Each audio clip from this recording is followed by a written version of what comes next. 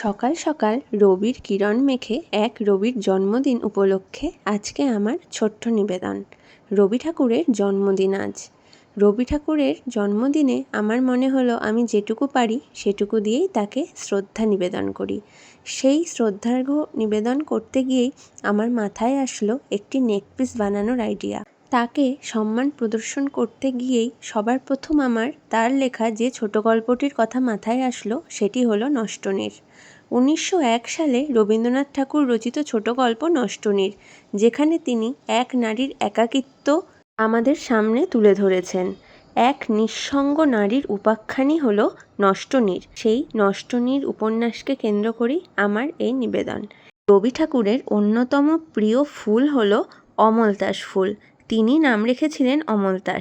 এছাড়াও এই ফুলকে বলা হয় সোনাঝুরি, সোনালু এবং বাদরলাঠি। নষ্টনীড় ছোট গল্পের সঙ্গে তার প্রিয় ফুলের মিশেল ঘটিয়েই আমার এই নেকপিসটি। যেন দেখে মনে হয় অমলতাস ফুলে একটি পাখি বাসা বানিয়ে আছে। এই নেকপিসটি পরতে পারবে দুইভাবে, একটা এরকম এবং আরেকটি পরতে পারবে লং করে।